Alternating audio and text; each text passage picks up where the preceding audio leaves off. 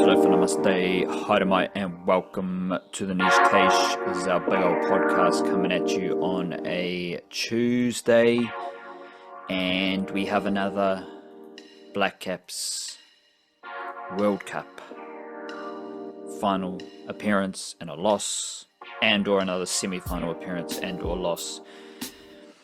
We know it. It's a feeling we know well. It's a situation we know well. And I think we need to dive into the feelings and emotions and then flush the dunny and move on.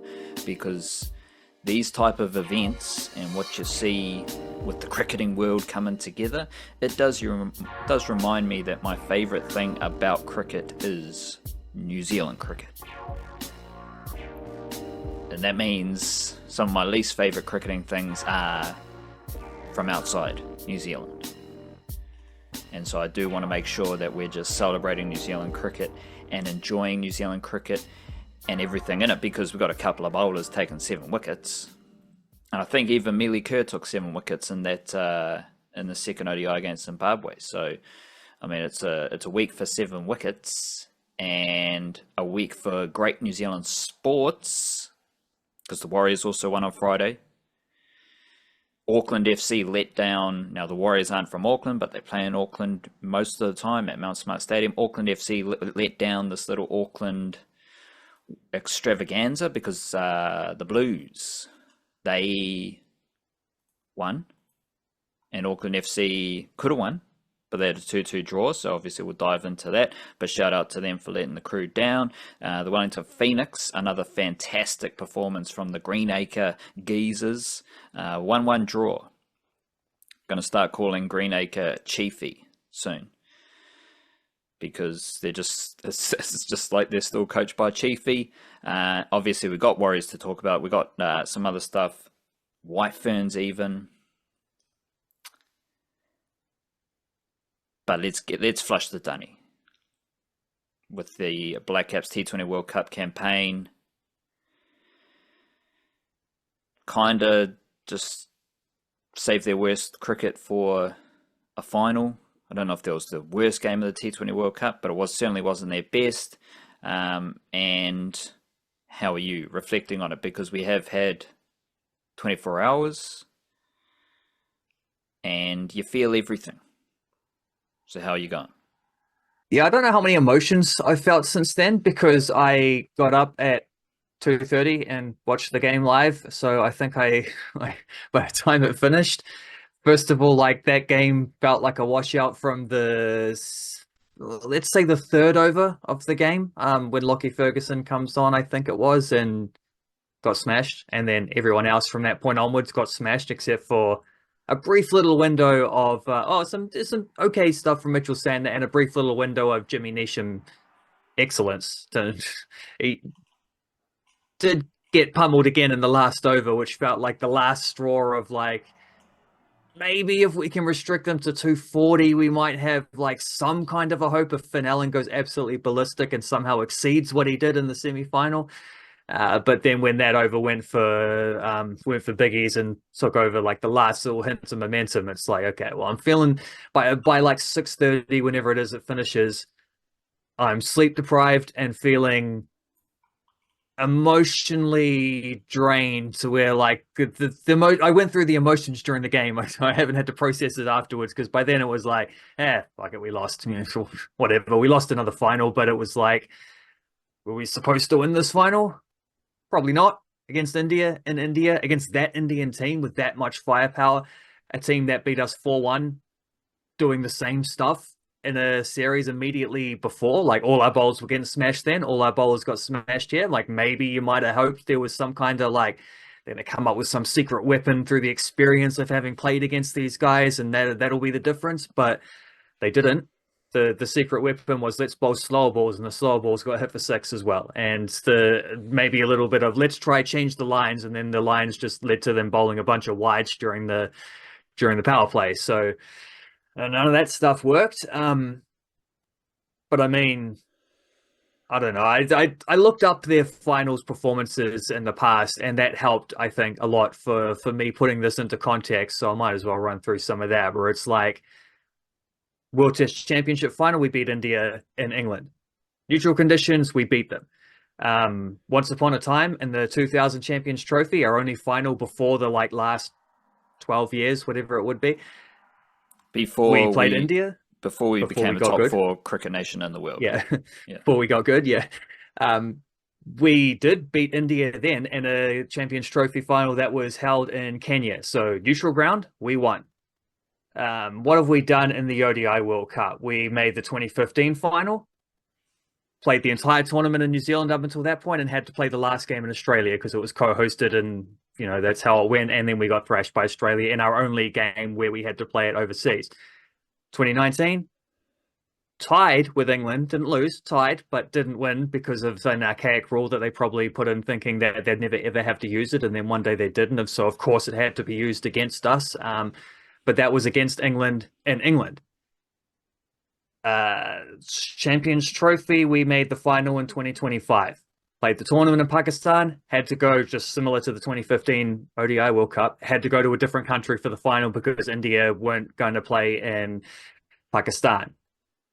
So they got to play all their games in UAE, even though when Bangladesh for this tournament didn't want to play in India, they had to end up withdrawing from the tournament, but it's a different rule for India. Same reason why they get to host a lot of things, and we haven't hosted anything for 10 years, except a Women's World Cup, which we did really badly at. So maybe I shouldn't be bragging on that. But India did win the ODI World Cup in India, the women's competition, just gone as well. So they're World Cup holders in ODI, T20 Women's ODI as well. I'm not New Zealand's T20, obviously, woman. So congratulations, India. You're the champions of tournaments in your own country.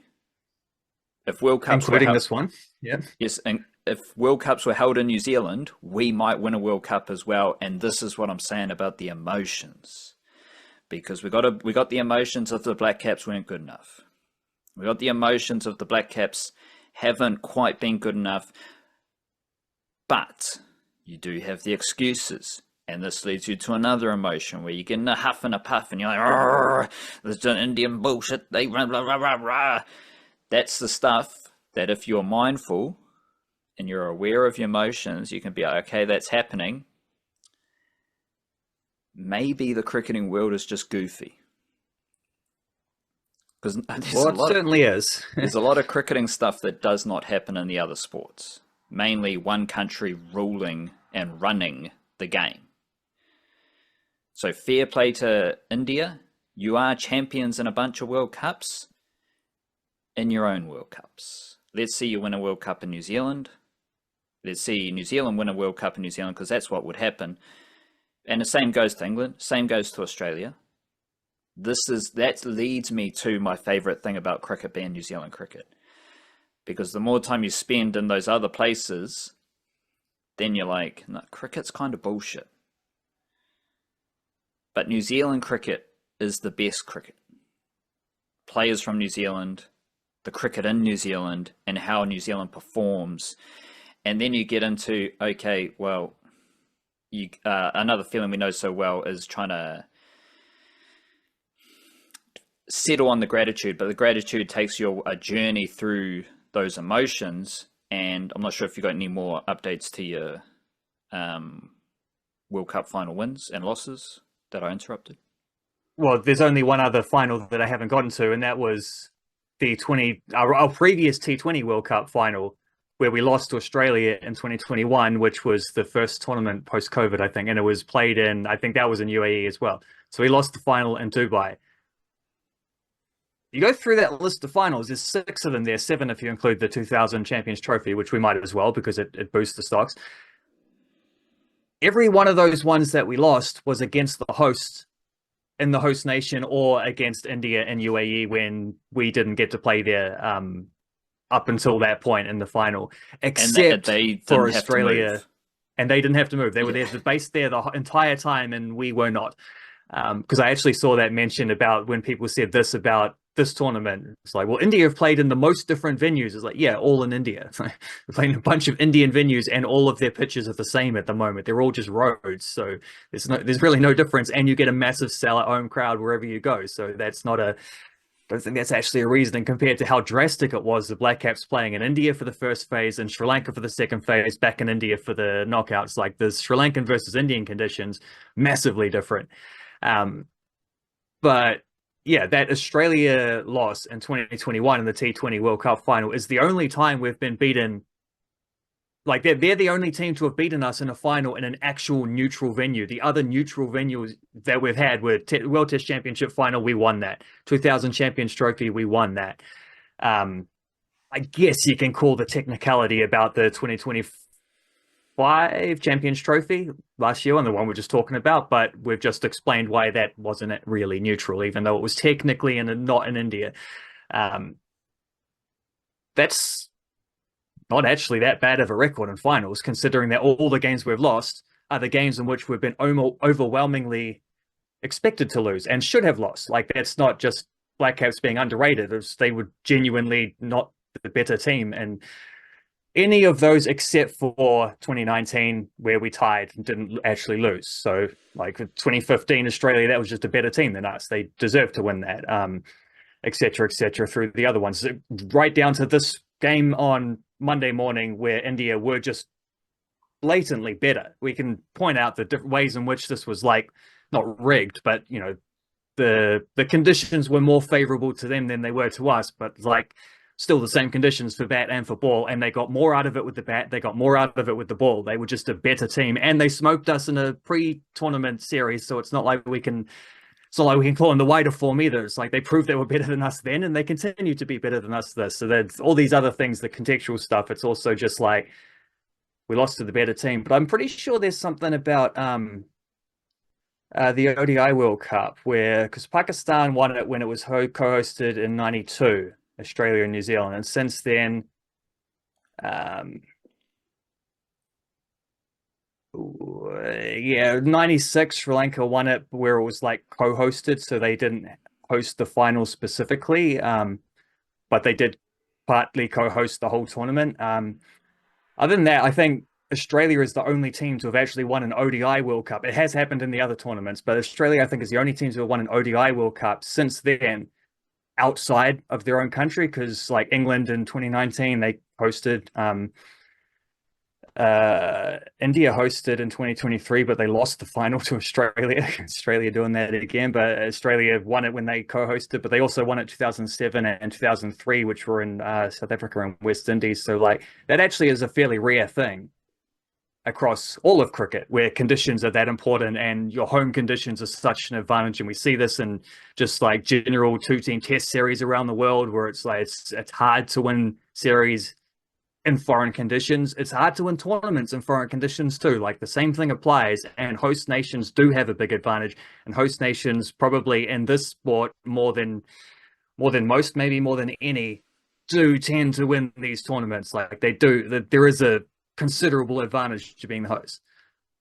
So if you host more tournaments. So if you host more tournaments, you win more tournaments, yeah. Unless you're Australia in the 2000s, the one team that seems to have been able to breeze past this and continually win stuff like multiple tournaments outside of their own conditions. But that's like probably the greatest cricket team any of us have seen. So, you know, fair enough. All of which is what makes cricket so weird. And I don't know if you can just automatically take other ideas from sports and bring them into cricket. Because if this was a lot of other sports, like if the All Blacks made World Cup finals over and over again, we'd all be saying they're shit, they're chokers, and all this stuff. Where just like cricket and a lot of other sports are very different in the nitty gritty of how these, the hosting and the conditions and everything we've talked about, or you've talked about just then. So I don't know if we can just like go straight into the Black Caps, they fail on the big stage. That type of ideas when it's cricket. And cricket around the world, led by the cricketing cartel, is very goofy. That's why I rely more on the semi-final mark. And yes, you hear a lot of like the Black Caps making the final, but there's far more consistency, there's far more semi-finals made that builds out a better picture. Because yes, I can say, yeah, KG for KG, New Zealand's the best cricket nation in the world. I don't know the math, but like, what's the difference in population between India and New Zealand? I think that speaks for itself, and the fact that we have also just smoked India in a Test series in India, and we also just destroyed them in ODIs with our C or D team in India as well. Like, these things are happening. We are always in semi-finals. That's the marker that I like the most, because cricket is cricket. If we're getting sad about the Blackcaps, they can't win a World Cup in India, okay, that's not the worst thing we can do. So that's where I think we just settle with a bit more chill, bit more gratitude. That's usually how we operate with the Blackcaps. It does kind of make you sad a bit if we can't win a World Cup, but we got a World Test Championship, and we do have an amazing record as a cricketing nation. Well, since 2015 and the tournaments that have happened, so you got 3 World Test Championships, you got 3 ODI World Cups, and 2 Champions Trophies, 5 T20 World Cups. The Blackcaps, I think that adds up to 13 tournaments, 13 major tournaments since 2015. The Blackcaps have made the top 4 / semi-finals in 1, 2, 3, 4, 5, 6, 7, 8, 9, 10 out of 13. The only team that has made more than that is India, and India has hosted like half of them. So, but fair play, India has been the best team over that stretch. They haven't won a World Test Championship. They haven't won an ODI World Cup in that time. But they have won the Champions Trophy. They are reigning Champions Trophy and 2-time defending T20 World Cup champions. So they have exceeded us for top 4s in that time. But so they should be in the top 4 every single time. Indian cricket being Indian cricket. The Blackcaps should not be in the top 4 every single time. But 10 out of 13 occasions, we've done exactly that. Like, we could be England with a review cycle every 2 years. We could be Bangladesh or Sri Lanka or Pakistan and even India, where the politics are intertwined with cricket. People say politics and sport don't mix. They are literally mixing in these countries and around the world and in New Zealand. It's a fact of life. We could be any number of other cricketing nations that just have some sort of major negative about what they're doing, and instead we're New Zealand and we just keep showing up, because again, no Trent Boult, no Kane Williamson, no Tim Southee, all those dudes are gone, no Laturu Taylor, and we're still good at cricket. We're still doing our thing, and we got more cricket coming up, because the Blackcaps now host South Africa for 5 T20s alongside the White Ferns. So I love this, having both of them back to back, same place, same day. Yes, this is going to be awesome. It's a little bit crazy at this time of year, but it's what we get. And who's complaining about more fantastic sport in the land of Aotearoa? The White Ferns then have an ODI series against South Africa, and the Blackcaps just stopped playing cricket. So, like, it's a bit weird why we're having this T20 series after the T20 World Cup, but it does make it more interesting maybe, because we're seeing this back on Aotearoa soil, seeing this team back on Aotearoa soil, where they're going to get big crowds, even though it's just going to be a random T20 series. Again, we don't use the term bilateral, because that just shows how goofy cricket is, where such a weird term is so common. Like, we're just playing a series of cricket between 2 nations. We're not trying to like use geopolitical language.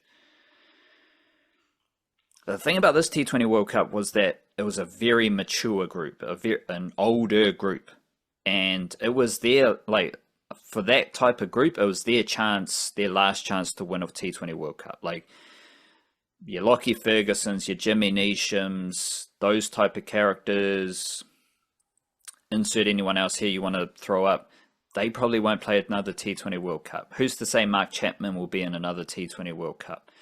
Who's to say Rachin Ravindra will play the next T20 World Cup? Because maybe someone else is just better at him at T20 batting. You can go through any player, like aside from a few, maybe Santner, who knows? But like Phillips is your main one, and your Finn Allen, because these dudes do love playing for New Zealand, even though they've got the well-organised contracting system. I don't know if we're going to see a new group. I think we will see a new group for that T20 series against South Africa. And that comes at a good time, funnily enough, after a T20 World Cup where a lot of older players were used and selected. To be honest, understandably so. And we've also got a bunch of players out injured right now as well. So you're going to see Tim Robinsons, your Bevan Jacobs, you might get a Mitch Hay, you might get Ben Sears back bowling. Maybe Nathan Smith gets an opportunity in the T20s. Maybe we're getting Zach Folks again. We are in the times of New Zealand cricketing abundance. This is not scarcity. We're not oh, that was it. Because you think back to the 2015 World Cup, it's that was the chance. We're never making another World Cup final. And then it's we do it again in 2019. And it's, we're never going to be good at cricket again. And what do you know? We win a World Test Championship. This is not a time for scarcity. This is abundance. So I'm very excited about the next phase of T20 cricket, because the guys who are on T20 jobs, they're going to take the jobs. New, young, vibrant talent is going to keep getting game time. And once again, we just build that cycle of depth. And Finn Allen's going to be doing the T20 job circuit. And is he going to be good enough to be selected ahead of Tim Robinson, for example? These are the situations that we can monitor and track for the betterment of New Zealand cricket. And I do have Tim Robinson here since the start of 2025, averaging 42, strike rate of 144. That's decent. Bevan Jacobs hasn't done anything in T20 cricket yet, but he's going to keep building. Seifert finishes as he is the leading run scorer, probably the best batter in this period since the start of 2025. 988 runs. Next best was Allen on 522. Obviously, they have fantastic strike rates. Best bowlers in this period, Jacob Duffy, Matt Henry, Ishodi, who didn't get much opportunity, Jimmy Neesham, the legend, Mitchell Santner, averaging 39.6 since the start of 2025. That wasn't ideal. He was kind of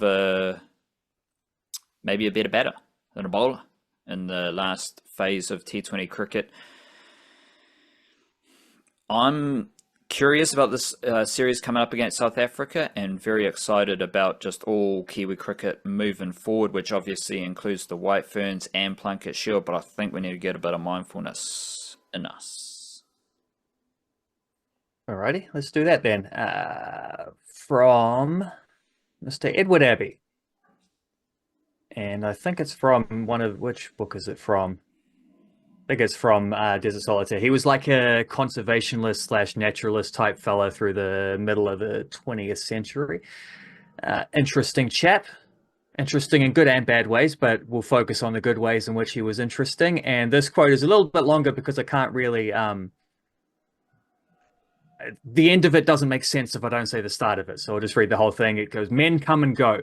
Cities rise and fall. Whole civilizations appear and disappear. The earth remains, slightly modified. The earth remains, and the heartbreaking beauty where there are no hearts to break.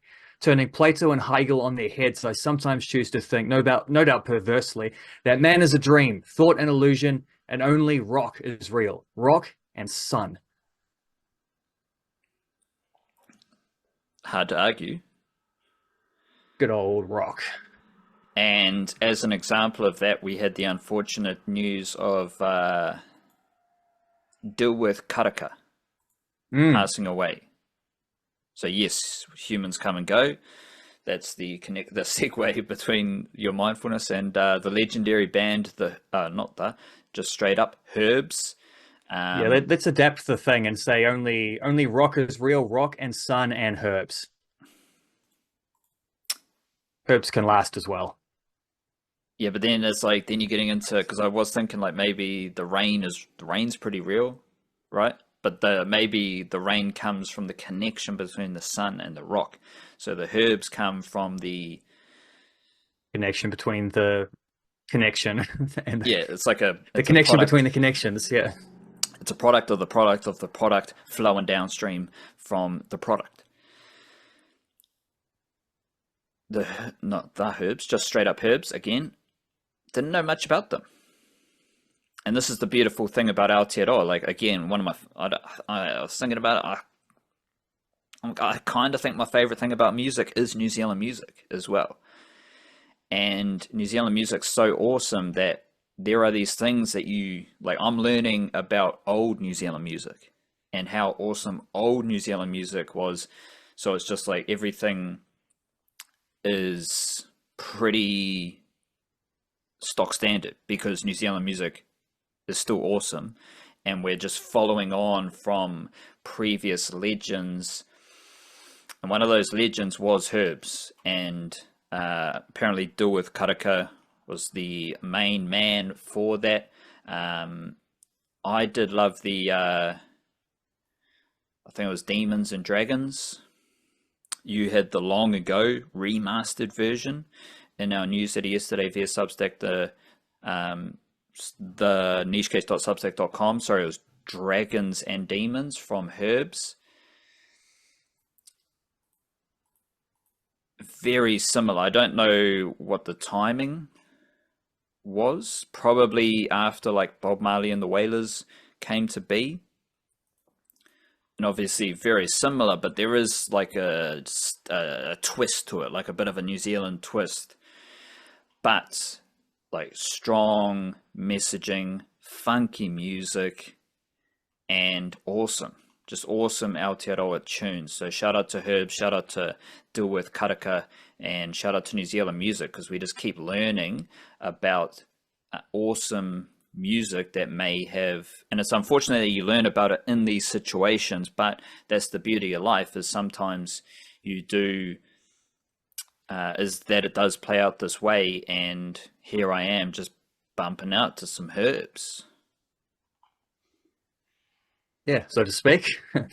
um the because like we grew up in an era where a lot of the New Zealand music that was or may I don't want to like say the most popular, because there's wide scope of stuff, but like there was definitely a reggae influenced kind of scene built around like Fat Freddy's Drop and Catch a Fire and bands like that. It was very popular at a time when we're growing up. So this is like music we've been brought up in, and herbs are the influential, like not like reggae slash dub slash whatever like all these other bands sort of became, as they take it, they move it into a different direction.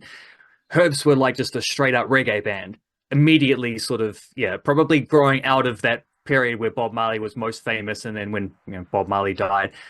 But that is like the Kiwi reggae band. That is the band that is like the origin point of all of those other ones that came afterwards with the influence. So yeah, massively important band for New Zealand music, for New Zealand's place within world music. One of my favorite stories about Herbs is from Joe Walsh, who's a guitarist in the Eagles, which is maybe if Herbs are one of the great underrated bands around the world, then the Eagles are maybe the most overrated band. That's my personal opinion. But Joe Walsh is my favorite Eagle, at least, and he was only in there for about 5 years. But he did play he was one of the guitars on the Hotel California solo, the famous stretch there. But he toured New Zealand at one point as a solo artist around about like late 80s, I think.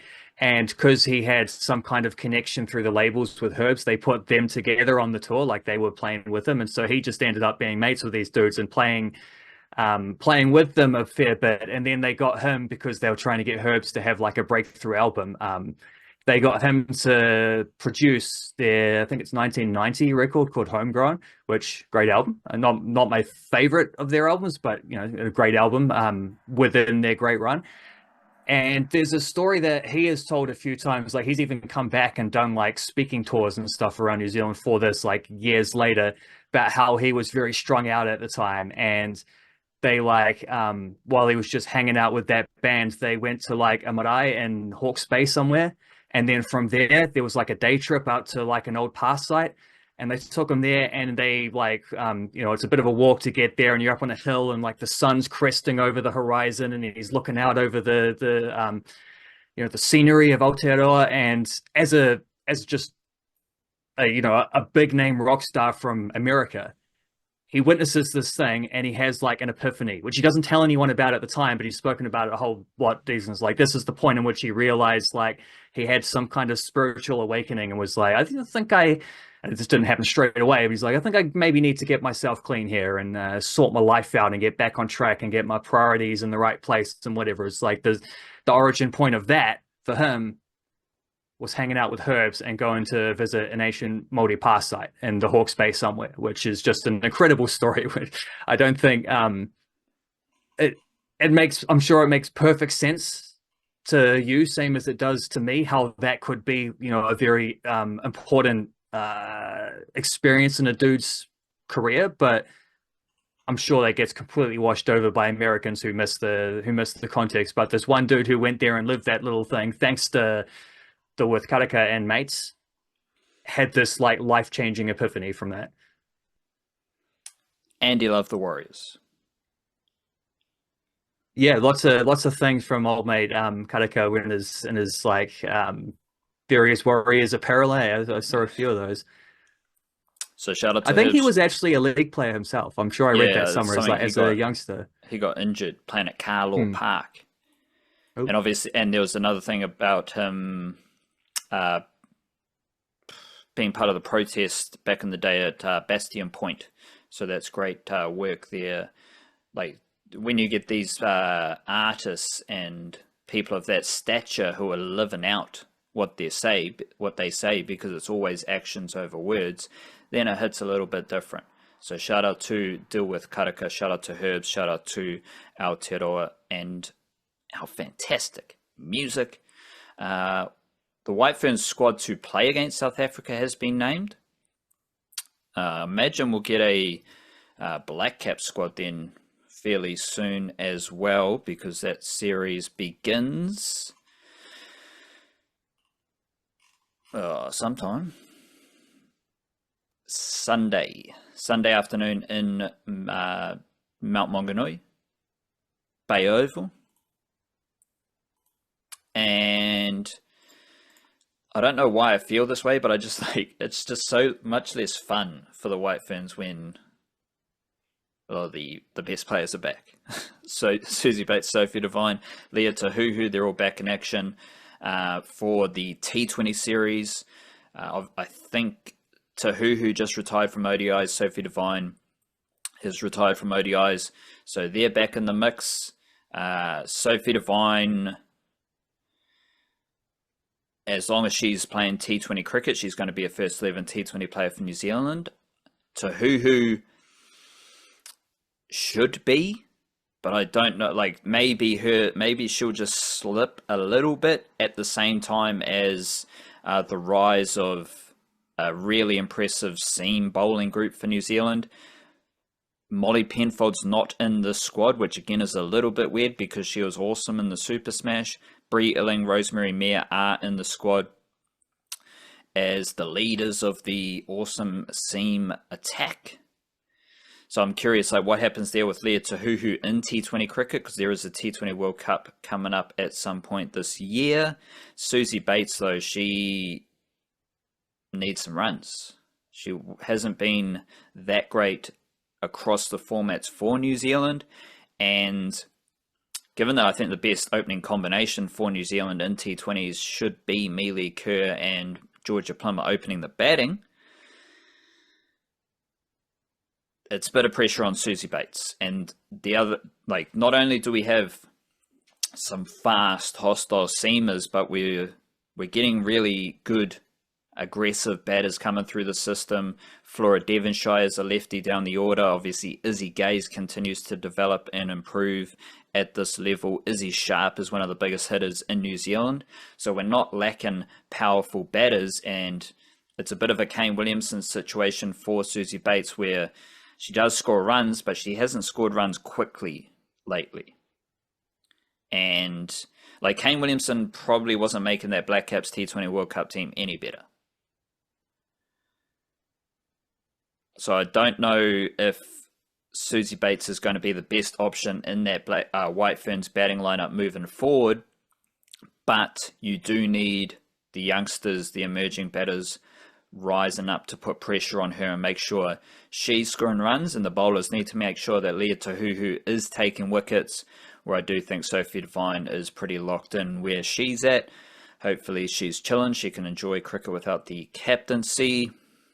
Maddie Green's in the squad, obviously. Brooke Halliday, who's one of our best batters right now. Polly Ingalls, there's some separation for the games, but Polly Ingalls is in the squad. Jessica, Nancy Patel, Izzy Sharp, Plummer. So good for Nancy Patel that she keeps her spot as a spinning all-rounder. And again, we're looking at some of these spinners. Fran Jonas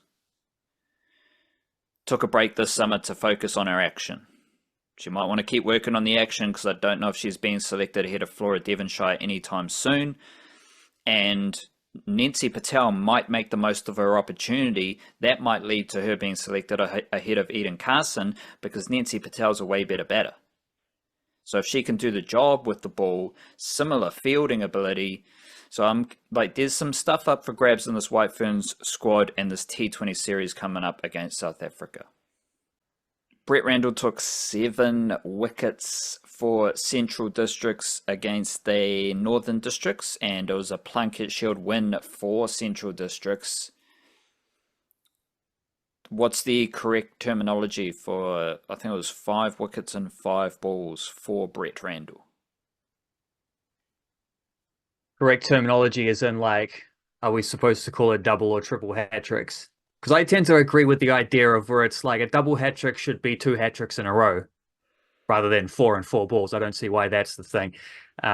But 5 and 5 balls, I think there's a reason why there's no name for it and no one's got an idea of what we're supposed to actually call it, is because no one's ever done it before. So it's the first person to ever do this in first class cricket, I'm pretty sure, is what the stat is. So yeah, maybe we call it a Randall. I think that might just be what else could you possibly do? He's the only one to have achieved this, so I think we have to name it after him. Like the first guy to climb a mountain gets to, or you discovered a comet, you get to name it after yourself or whatever. I think we have to call it a Randall to take 5 and 5. We can definitely call it a Randall, but I'm more interested in 7 wickets. Like, it's unique and quirky, not goofy like the cricketing world, to get 5 wickets and 5 balls into a Randall.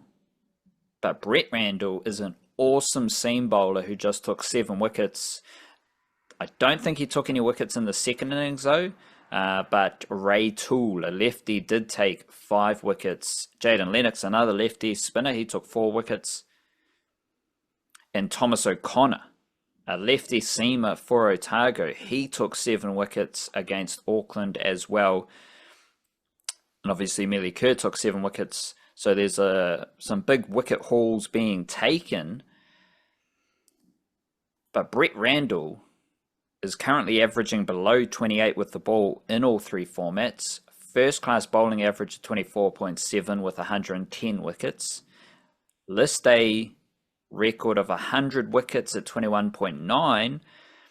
And T20 48 wickets at 27.7. Brett Randell takes wickets because he moves the ball, and that was on display in his 7 wickets. He nipped one back to, I think it was Henry Cooper, who's a right-hander, and then he nipped one the other way into Jeet Raval, who also took a wicket with his leggy. Randell nipped it into Jeet Raval. So he's nipped the ball major ways against the right-hander and a left-hander, moving the ball into them to skittle the stumps. Of course, if you watch the 7 wickets, it didn't look like he really dismissed Joe Carter, and that's all right. Like, you're not a genius for pointing that out in a video. We can all see it, and it's all good. It's just cricket. That's what happens. You got an umpire, and they might make a mistake. All good. No dramas, because then we wouldn't have a Randy. And we got a Randell. But we also got 7 wickets for a really good domestic bowler who, based on what we've seen for the Blackcaps, like, the players who have been selected, who have done their job for New Zealand in various formats, Brett Randell can play for New Zealand. He, depending on who you ask, he might be a better bowler than Michael Ray. He might be a better bowler than Christian Clark, who just hit his 2nd century of the summer. 1 century in Plunket Shield, 1 century in Ford Trophy.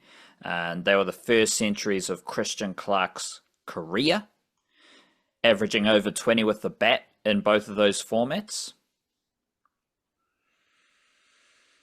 Statistically, Brett Randell's way better than Christian Clark and Michael Ray, although I haven't got his numbers right here, but I don't think Michael Ray's averaging in the early 20s as a first-class bowler at least.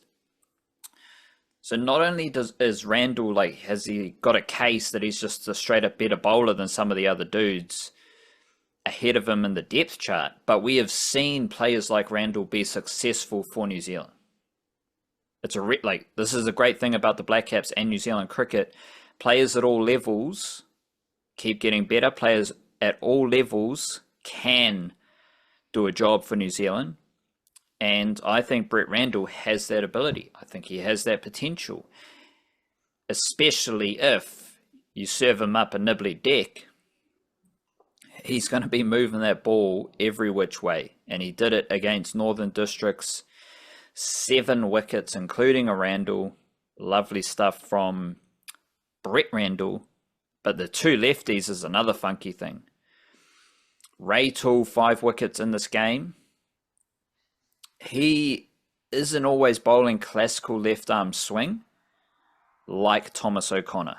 And if you don't know who Thomas O'Connor is, you better tap in, because this dude is a lefty swinger for Otago. I think he's only 21, 22 years old. And he is your classical, typical left-hand swinger. He's not pushing the ball across the right-hander. Like, he might have that ability. He's 21 years old. He might have that ability, like a skill that he can develop, that he might already have. But, like, Ben Lister's a lefty who angles the ball across right-handers into left-handers. Ray Toole can do a bit of both. Whereas Thomas O'Connor is just pure left-arm swing. And it's an awesome sight to see him in full motion. Seems to be bowling pretty quick, and he also just took 7 wickets in an innings for Otago against Auckland. Again, some weird dismissals in there. I think Simon Keane was caught down leg side and stuff like that was happening, but you also had classic left arm full Yorkers, LBWs to right-handers, all that stuff we love about left-arm swing bowling. Thomas O'Connor has it. And so again, if you're worried about Blackcaps' depth, we got no lefties. Well, we didn't have many lefties. Now we've got plenty of lefties in Aotearoa, including left-arm spinner Jaden Lennox, who continues to get better as well as an older player. So lots of cool stuff happening there in the Plunket Shield. The ND-CD game is already finished. It did start one day earlier. And they are the 2 top-of-the-table teams, but we've got Auckland versus Otago, Canterbury versus Wellington. Not much has happened in the Canterbury-Wellington game yet, but I will check in with the teams that have been selected there. Tommy Latham's opening the batting, and obviously he's got Henry Nichols in that batting lineup as well. Reece Marty opening the batting, currently not out. Nathan Smith's bowling for Wellington. and all the funky players are playing for Wellington. Tashkov, Robinson, Abbas, and Mr. Nathan Smith as well. So obviously we love our Kiwi cricket, we love our Plunket Shield cricket, and lots of cool stuff happening there with the games that are ongoing, as well as the epic performances seen for Central Districts and Northern Districts. There was also an epic performance at Mount Smart Stadium on Friday night from the Warriors. They had 3 games against the Roosters across the top 3 grades: NRL, New South Wales Cup, and Under-21 Jersey Flegg. Warriors won 2 of those games, and Roosters won the New South Wales Cup game. All by pretty big margins, but if you're down buzz about the New South Wales Cup Warriors losing to the Roosters, I think the Jersey Flegg Under-21's win should absorb some of that. Did make a video on Saturday talking about the top 2 grades, and also I'll give you a little bonus here. I've got a couple of notes from the Under-21 game that was in the paid section of our newsletter yesterday. That's also available on Patreon. The fullback situation's a bit weird because they named this dude Tynan Clarkin at fullback. He's an Aussie, but he didn't actually play because Motu Pasikala dropped down from New South Wales Cup. Because Alofiana Khan-Pereira was a late selection New South Wales Cup. Motu Pasikala was named on the wing. He drops down to play fullback for the Under-21s. And so we got a situation where Brandon Norris played fullback in a preseason game. He only did like 5 or 10 minutes there, but he was fullback. Motu Pasikala didn't play fullback in the preseasons. He was only on the wing. He's a very good player. He could play wing, centre, and even fullback. I think his best position is going to be wing moving forward. But it looked like Brandon Norris was going to be brewed as a fullback, but his best position's on the wing. Like, Brandon Norris is awesome as another young Aussie, and they also had Braylon Marsh, Aussie hooker. He looks like a really good hooker as well, so they keep hitting on their Aussie recruitment. We haven't seen Jeremiah Lamana this season. He must be injured, being the Under-17 Championship fullback from last year who did train with the NRL summer group. And Joseph Ratcliffe was the Under-21's fullback for most of last season, but he's now the Under-19 fullback because he's still eligible. They're all behind Taintua Piki, who is part of the extended bench for the NRL team. And if you're part of that, like logistics can be a bit tricky here, but if you are part of it's not actually too different because you still had 18th, 19th men last year. And those dudes would then have to fly to play New South Wales Cup wherever that was happening. But I don't know how many games Taintua Piki is going to be starting fullback in New South Wales Cup, if he's always in the NRL squad. So then do the Warriors have Doyle at fullback, or are they given that game time to a young fullback such as Pasikala, maybe even someone younger or funkier? I don't know, but there's a lot of fullbacks here across the system. Harry Inch also looks awesome. He is pretty big. He's a great kicker. He's a great passer. He's a good runner, and he loves to smash people in defense as well. And I am still open to the fact that a Harry Inch, Jack Thompson halves combination might be better than Luke Hanson and Jet Cleary. Harry Inch, Jack Thompson might be the funkiest halves combination at the Warriors. We've talked a lot about Jack Thompson, and obviously there's a lot of hype around Harry Inch. I'm here to say Harry Inch is really cool. Really cool as a rugby league player. Everything about him. The hair, the stature, the skills, the power, the physicality. Everything you've seen about Harry Inch translates well to rugby league. And he's really good at rugby league. There were also a bunch of under-19s who moved up to play under-21s. Bishop Neal, Desmond Laban, Tyson Hansen, Gordon Afoa, Micah Sulla. Obviously, Bishop Neal's going to look pretty good at any grade he's playing. Gordon Afoa wasn't that dominant for the under-19 team. Put him up in the under-21s. He just tore the Roosters apart through the middle. And another player you need to learn about in the Warriors system is Tyson Hansen coming out of Rotorua. Very good rugby league player. Probably a small forward, but is also really good in the halves. He's awesome at rugby league. And then another deep cut is we've got Hohepa Chandler from Tauranga. He first appeared in the New South Wales Cup trial squad, and he was starting prop for the under-21s. One of these players who just comes out of nowhere to play for the Warriors. I think he will play New South Wales Cup this year. Hard-working, aggressive forward with a bit of oomph about him. He was playing Premier Men's Rugby in Tauranga for Tipuna. Some of these other dudes, like you've got guys coming up from under-19s who have never played anything against men. You've got guys at the under-21s who don't have that experience against men. Different sport, but Harry Inch, Hohepa Chandler do have that experience playing rugby union in New Zealand against men. I think that's a good thing when you're playing under-21 rugby league, and Hohepa Chandler is someone to watch out for.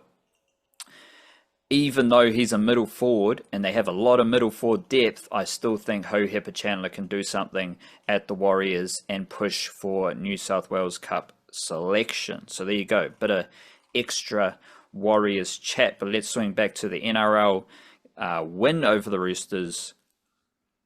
I'm curious what you thought, if you felt like it was a typical Warriors game, if it was slightly different, if it was heaps different.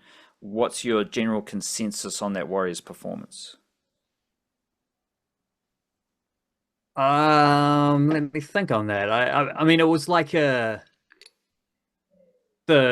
foundation was the same. The sort of the framework was the same. I didn't see that being crazy different, but like they scored a lot of points, and I don't remember that happening a whole lot last season. Like this sort of tended to be a team that was like, very good, very competitive, stuck around in games, high completion rate, didn't make a lot of errors, but then maybe didn't have a lot of flash on the end of that. Whereas here, against a Roosters team that is probably going to be pretty good, it's always hard to judge teams based on week one, but seems like that should be a strong Roosters team. At least they definitely were talking about it. Not every team is going to come to Mount Smart, lose, and then talk about it afterwards like that was a down performance. We should have performed, should have been better, should have been more consistent, blah, blah, blah. Like there'll be teams that will come away from losses there against the Warriors in New Zealand being like, oh, well, it is what it is. They're a good team kind of thing.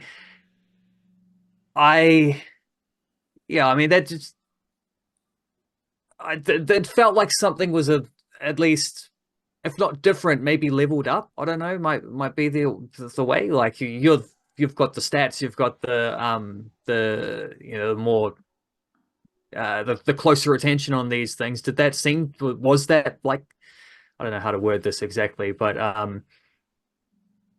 well, you asked me, did I see anything different? That makes it sound like you probably did see something different, maybe? Is that where we're going? Yeah, and you described it well. Like the framework was the same.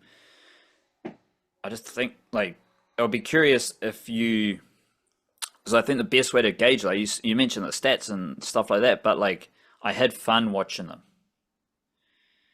That's a good stat. And like, if you're curious about like what's happening with the Warriors, well, what happened in round one, I think there's a lot of people who would have just had fun watching the Warriors with the footy. There wasn't much difference with the defense. So you're still like, same thing with the Kiwis last year. Fisher Harris is in your team. He's leading defensive efforts, and his defensive efforts aren't just like, well, they are. There's a high consistency with the Fisher Harris defense, but there's also these periods where it just goes up a gear for a couple of sets and they just start smashing people. usually when the opposition's working off their try line. That's kind of hard to do against the Roosters, where every ball runner is similar, not quite as good as Nofahu White. But like that type of defense we've seen now, I think that's all solid. Yes, you can have fun doing that, but the offloading, the passing, like they've averaged 7 something offloads per game in the last 3 seasons, and they had 16 offloads against the Roosters. That just sums it up right there. I can't measure the passing for the team, like average passing and stuff like that. But you just watch it, and you watch the way they're passing, guys expecting the pass, passes sticking. Add that in with the offloads, add that in with players looking confident and energetic. And I do think that was an addition to what we've seen from the Warriors in recent seasons. But is it going to be 2 games? Is it going to be 3 games? Is it part of their identity for the season? Because you can have one game with 16 offloads and everything looks crisp. Are you going to now average 12 offloads a game through a season? Or are you going to average 7.45 offloads this season, which means in your next few games, you're not offloading as much? And I'm most curious to see if those things stick with the Warriors playing identity, playing style this season. Because it's like the same idea, but different when you think back to them losing to the Raiders in Las Vegas last season. So is that the real Warriors? Or was that a blip, or like a positive or negative blip? And I think they came back to New Zealand, they won a few games, and we're like, oh, that was a bit of a negative blip. And then they went on to be a top 4 team for most of the season before some injuries happened. Was that win against the Roosters a positive blip? Or is that the status quo? Is that the norm for the Warriors moving forward, because it was so funky in attack? And I think a lot of people would have had fun watching the Warriors move the ball around. So we'll have to wait and see. They play the Canberra Raiders this week, and that's a great challenge to see if the Warriors can deliver a similar performance. Who knows? They might not have the conditions, they might not want to move the ball around so much, and they might still win. So that tells us that the foundations are really strong, because they can win in different ways. But it was kind of strange, that game against the Roosters, because of how funky the attack was for the Warriors. And it's like, you can have all your set plays, but what happens when Roger Tuivasa-Sheck picks up a bouncing ball?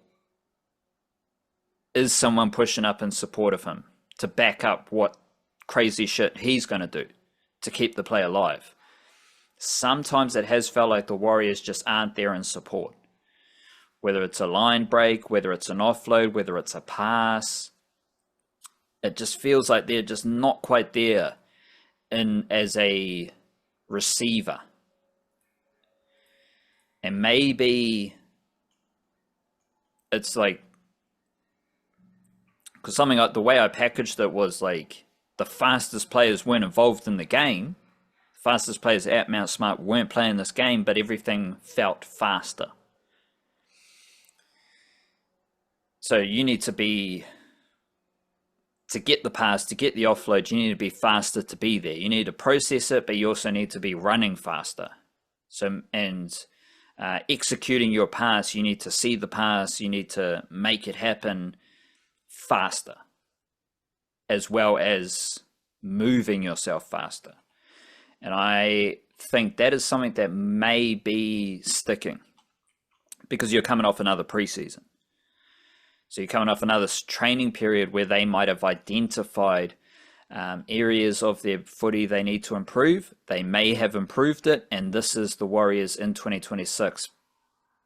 But I would like to see a couple more games of it before we start really nailing down this playing style, But ultimately, if you complete your sets and concede fewer penalties than your opposition, you're going to have a crack and you're going to be in a good position simply because you got more opportunities with the ball and you are controlling the game. And that's the foundations they've built, and it's a pretty good spot to be in. Yeah, I mean, I'd like another.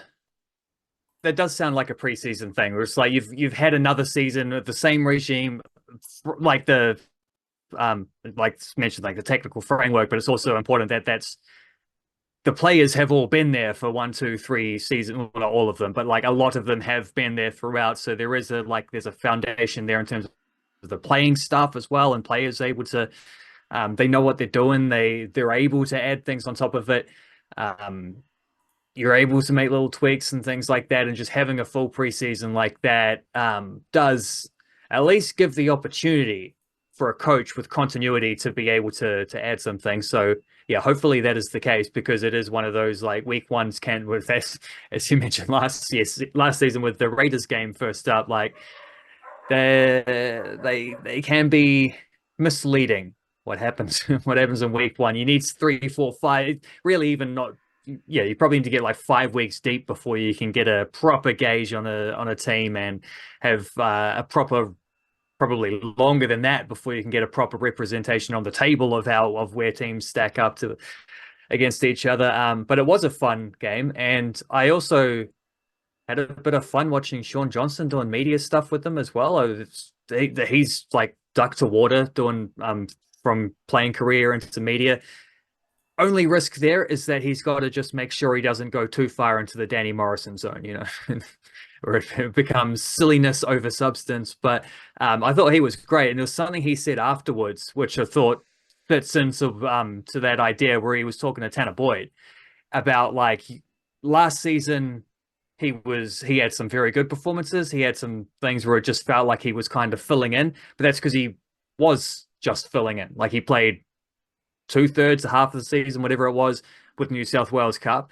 Then he steps up when Luke Metcalf gets injured. Whereas this season, Metcalf is still injured. So the entirety of preseason, all the preparation, all the training is Tanner Boyd working with the guys he's going to be working with in NRL level, building combinations, building those kind of understandings between them. And I think while I don't know if I'd say he was one of the standouts of that performance, I thought that's an interesting reflection of this wider idea of, it's like they've prepared for this. This isn't something where it's like complete and utter change. Let's just roll the dice and see what happens. This was a performance that looked, at least from as much as we can gauge from week one, like it was building upon what they've been before. It's not a revolution. It's just it's an evolution on top of an existing identity kind of thing. And yeah, I guess the comfort of Tanner Boyd in there as a halfback who's just had a full preseason, and already the experience he gained from last season playing with these guys as well. You can see pretty clearly how that's going to make him better now than he was then, right? We also had the debut of Siale Faeamani for the Gold Coast Titans, following the debut of Setu Tu in the round 0 game for the Dragons. Faeamani, we've seen a lot in the preseason, so like there was nothing really new. It was just weird how both enter the NRL from Auckland. Like Setu Tu is from Samoa, moved to Auckland, and Faeamani's, I think, born and raised in Auckland. So 2 wingers from Auckland who both scored a try on debut and both had losses on debut, and both came through the Warriors system. The funny thing about Setu Tu was that he's had a few, now it's not like good circumstances, I don't think, why he had to return to Auckland, but he's had a couple of train and trial opportunities already. So it's like a matter of time, sort of, as long as he was dedicated to chasing this dream, because he had a train and trial deal with the Dolphins. It was a bit weird how they worded that at the time, because they made it sound like this is peak Warriors Redcliffe, is when the Redcliffe teams have at least 3 or 4 Warriors players in them. So when they signed Setu Tu to a training trial deal in 2022 for the summer of 2022-2023, they're saying Setu Tu's come through the Redcliffe system. It's like, well, he's only there because the Warriors are partnering with Redcliffe. Like, he's a Redcliffe player, but he's a Warriors Redcliffe player. So I just found that a bit weird. But that was pandemic time, so maybe the strange shit from the pandemic times is just still continuing. But he also had a training trial deal with the Storm more recently. So he was playing for the Storm when they played against the Warriors in Hamilton, I think, prior to last season. But then he returned to the Warriors. So he's had 2 training trial deals. I think his Dragons contract was just a straight up NRL contract. So that indicates that he was in demand for that level of opportunity twice before moving to the Dragons. He also, both of those times he left the Warriors, but he also commanded New South Wales Cup selection upon returning to the Warriors a few times, knowing that he might not be viewed as the big dog, number 1 winger. Because if he's left, the Warriors might prioritize other players.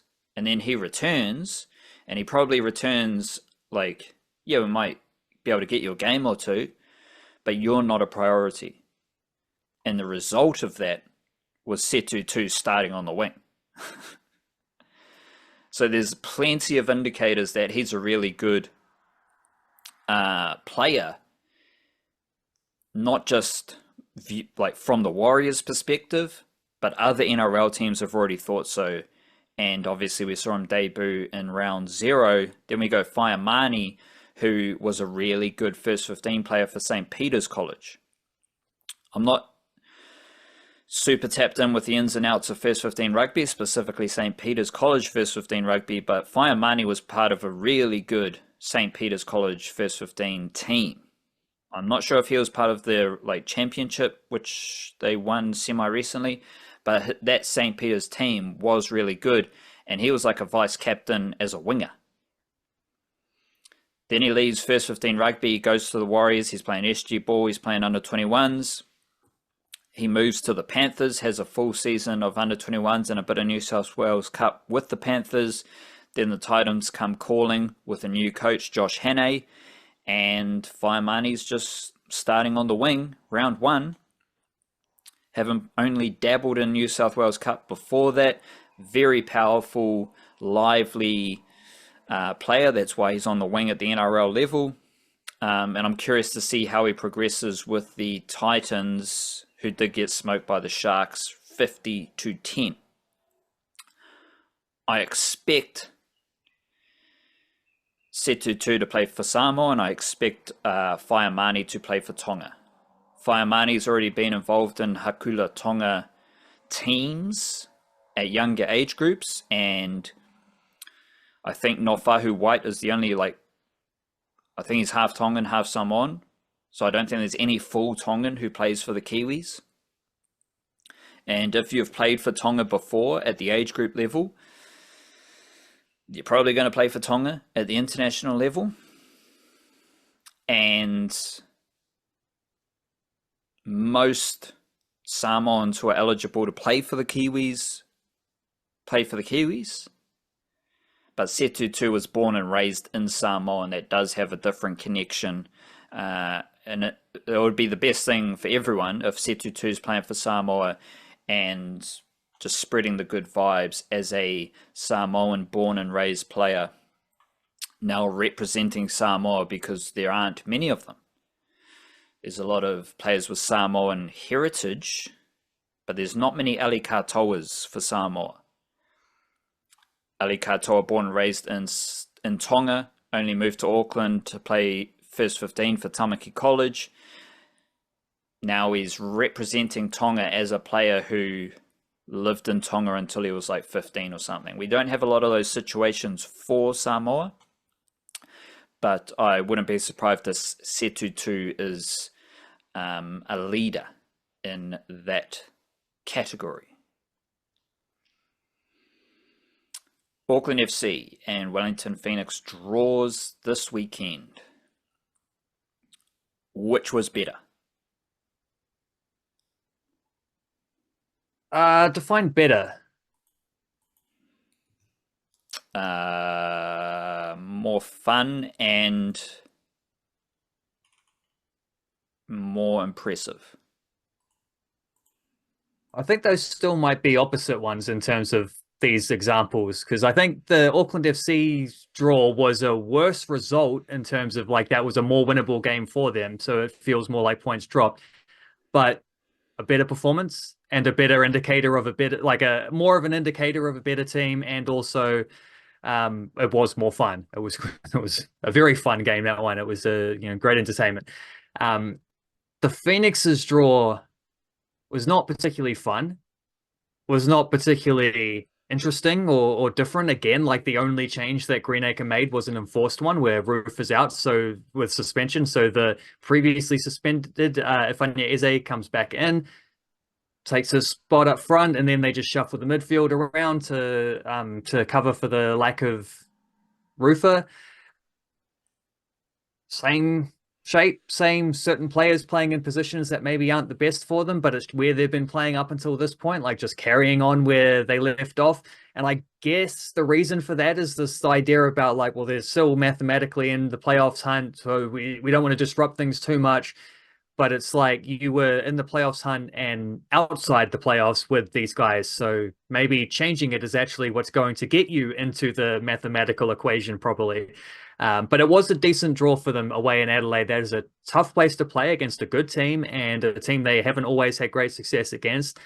Again, like the first game against Sydney, it was a very good first half where they felt probably in a way where it's like playing away, it's a bit easier to do this, like a little bit less possession, but a bit more solid because of that, like just a bit more focus on keeping your shape. Armiento playing a little bit deeper than he normally does so that he doesn't have to track back because he doesn't track back otherwise. And then second half, they didn't really seem to have anything about them, and Greenacre was very late to make substitutions, and the substitutions didn't really change anything. Again, like very similar to what we saw against Sydney, where it's like a decent first half, little bit of encouragement, and then nothing really on display in the second half where they just sort of fall off and are holding on. So they did do well to hang on for a draw, but there was nothing about that performance or that result which suggests that they've got a winning streak that they're going to need in order to have a chance of getting into top six, because I think they're about 5 points off it as it is. Like you in the next 3 games in a row, you can do that. But there's nothing about this performance that suggests they're going to win 3 games in a row. Whereas even though Auckland dropped points, the way they played still makes me think this is a team that is capable of winning the next 3 games in a row, which for them, they're 4 points behind Newcastle Jets. So Auckland are 4 points off top in a race to try get first. Wellington are 5 points off the top 6 in a race to try get into the playoffs. Similar kind of margins of what they're dealing with. And one of those teams fills you with confidence that they've got a chance of that, especially because they are playing, I think it's away, but they're playing Newcastle Jets this upcoming weekend. The other one doesn't, but it's just like it feels like if the Phoenix just changed a couple of little things, I do think they would have potential to do that. But it's like if the interim coach comes in and doesn't change anything, where's your hope of that supposed to come from, Why did Auckland drop points? How did that happen? Didn't have the best team. No. How did they drop points? By drawing? What do you mean? What did they drop? They never had it. I don't understand dropping points.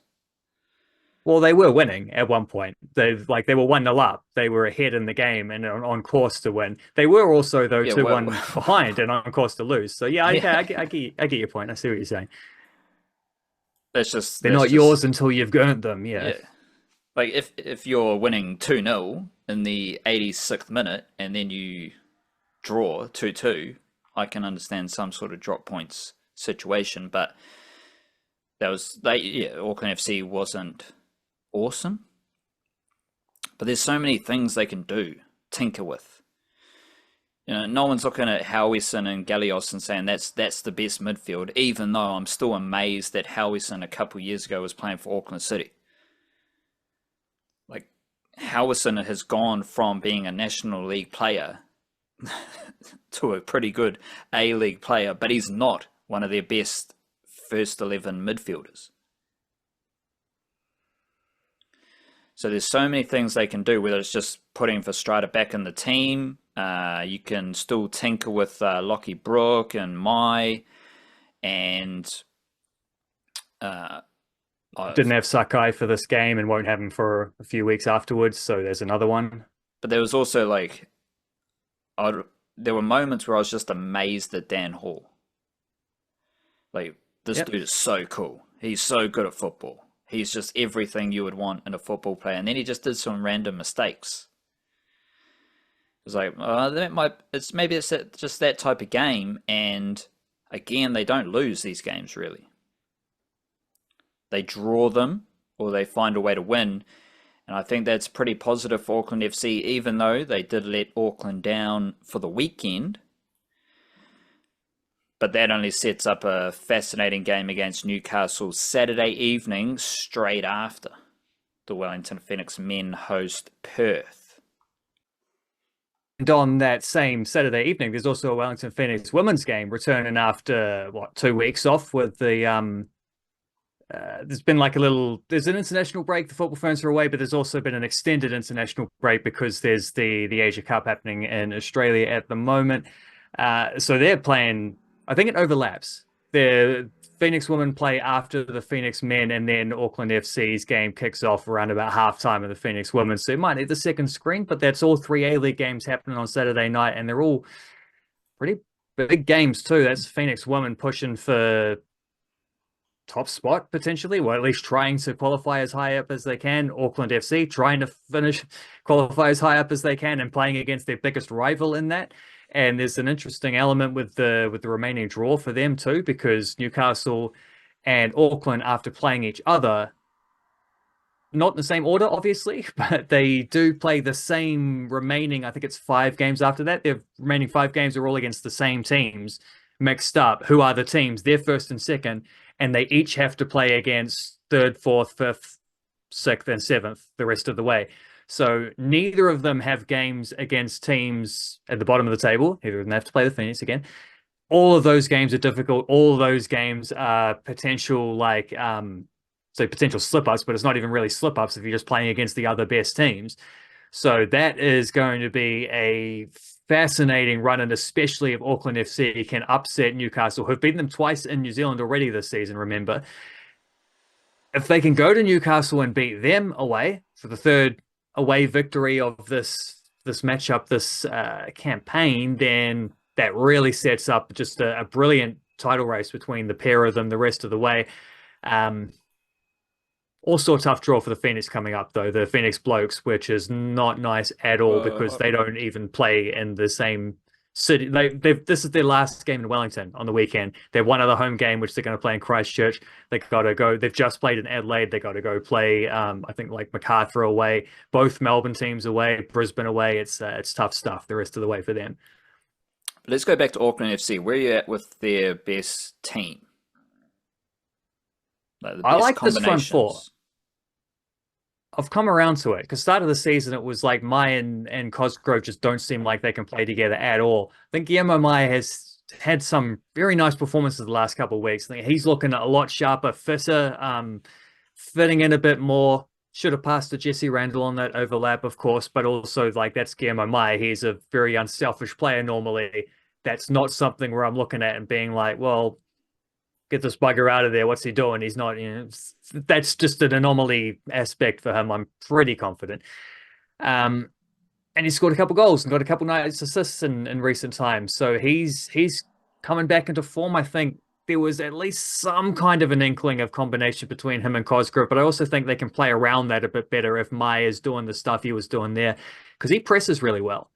And that gave them a little bit of a different element against who they play, Perth, on the weekend, where like he's swooping in behind and looking to put pressure on the midfielders as they collect the ball. And we know they've got good work rate from their wingers defensively and going forward. So I thought that gave them a little bit of something else. Plus, even though this is harsh on Lachlan Brook, if he's the guy who's stuck on the bench, also think when you're going into finals footy, you need a playmaker off the bench. You need someone who you can throw onto a game and be like, everyone's tired, go and get him. And last year they had Nader Moreno to do that a lot. He scored a lot of goals off the bench. This year they haven't had that at all until maybe now. If Lachlan Brook is doing that, and he's maybe only playing 20 to 30 minutes per game, but those are going to be like crunch time 20 to 30 minutes where he can come on and decide the outcome of things, where he is a guy who is, he's quick on his feet, and if he's running at tight defenders, he can make a few things happen. If they didn't really see it on the weekend because Perth were very well set up defensively, and so there wasn't a lot of there were a lot of counterattacks, but the counterattacks were going in the other direction. It was Perth countering against Auckland, where maybe if a fully fit Louis Verstrada is starting, that doesn't happen.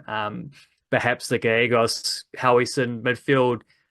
Gallegos is a hard worker, but I don't know, that's a lot of work to have to do, and Howison isn't particularly quick, so I don't know that his recovery speeds are quite there.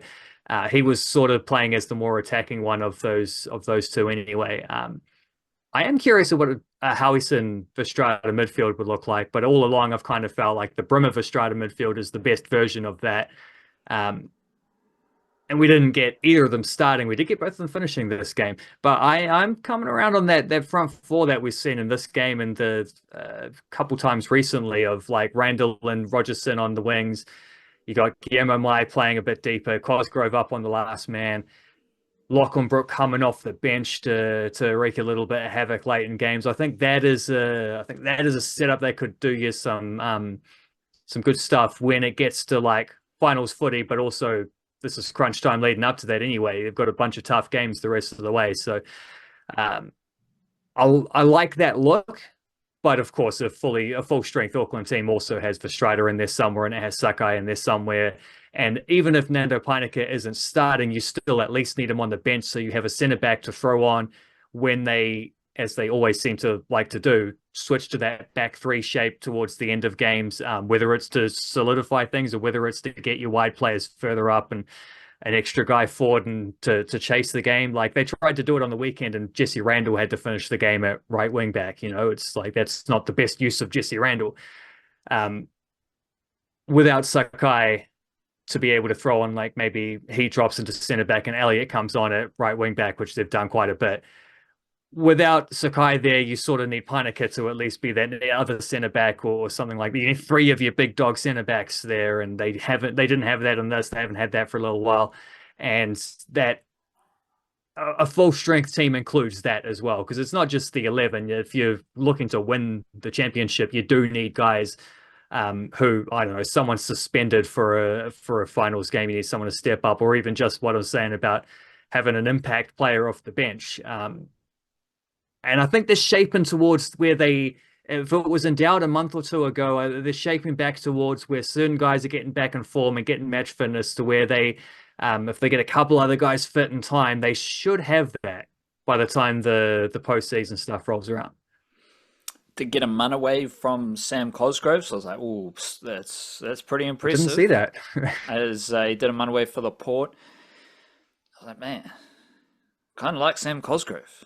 And because he scored from outside the box, so that was an amazing. Yeah, that was a good goal. He also didn't score that second goal. Like that was clearly off the post into the goalkeeper, an own goal. But yeah.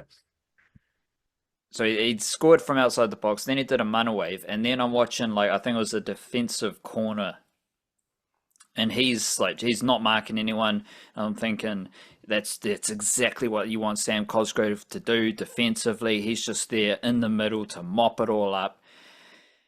And he just whiffs on the ball at his feet. Ball goes straight past him, and then Caltech beats Dan Hall, and they concede an equaliser. Yeah, that happened too. I was like, sure, the old Mariner homies, Caltech, the legend, Brian Caltech, big up. He defeated Hall in that duel. But that duel was only important because Sam Cosgrove missed the ball. Yeah. So I was like, it's been it's been a few days of just experiencing the full range of feelings and emotions, which is the beauty of being a human. And I just had the full Sam Cosgrove experience in that game where I was like, wait, hold on a minute. Do I actually love Sam Cosgrove? Like, he's scoring goals, he's celebrating with a mana wave. Like, Sam Cosgrove is the man. And then he just goes back to doing Sam Cosgrove stuff where he, like, also makes pretty simple stuff look really difficult. And there were a couple moments where part of my hype and fizz for Sam Cosgrove was, and I've seen it with Corbin Piper as well. Like, Corbin Piper is really good at getting his ball posting up, laying it off, and moving. And Cosgrove was doing that well early in that game for Auckland FC. And then at some point, he just gets a bit too funky with his feet, and his feet stop working. Maybe around the same time where he missed the ball to allow Caltech to swoop on it. It's like, I don't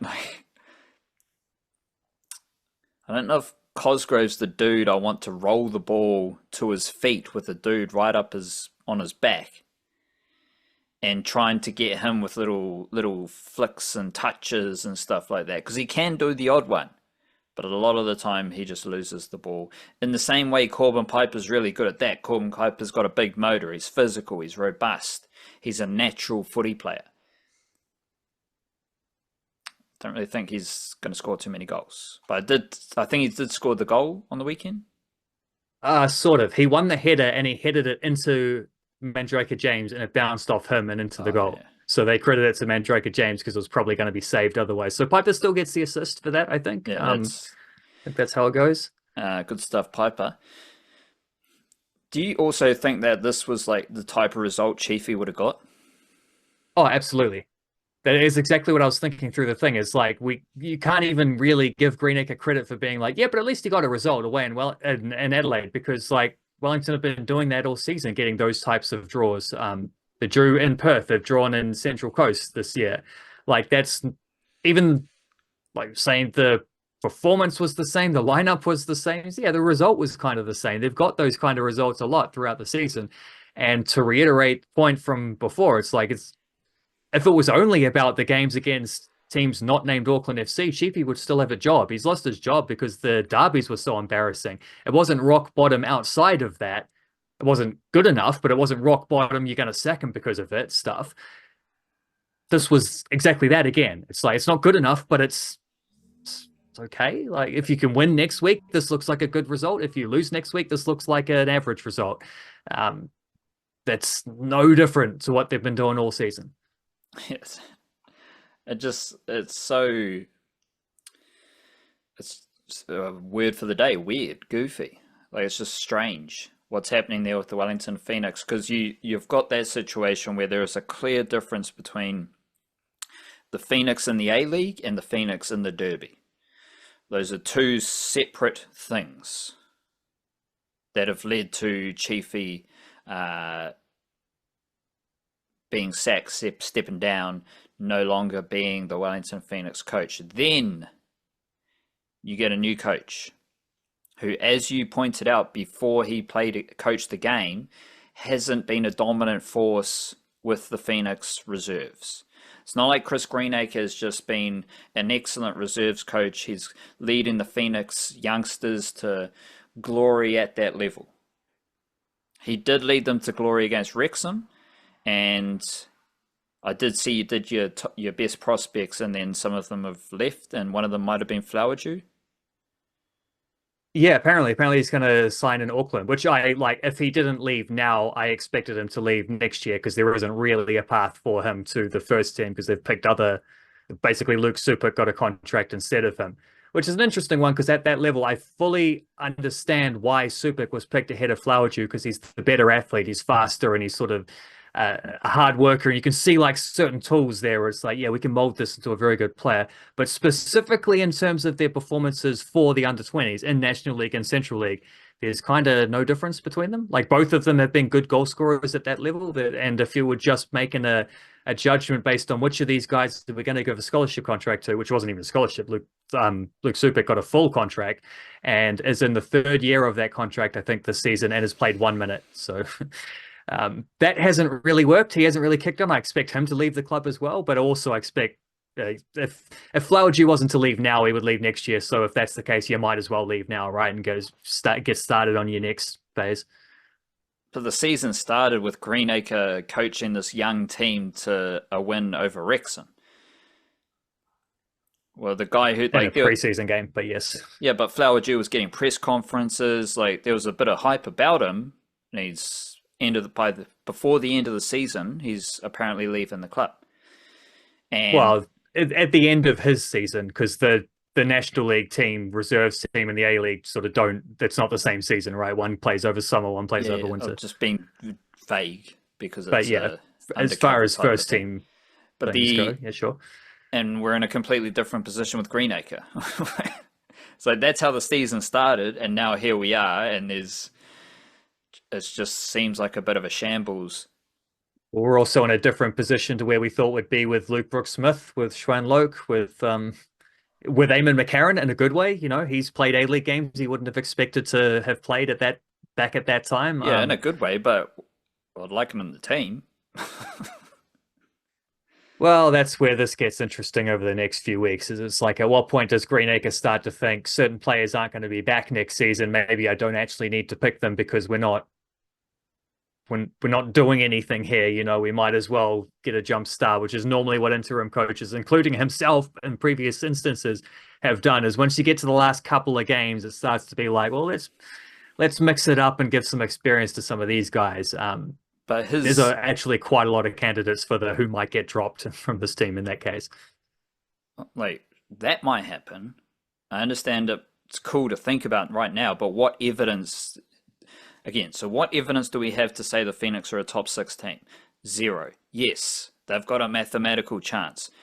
They haven't played top 6 footy all season, sorry.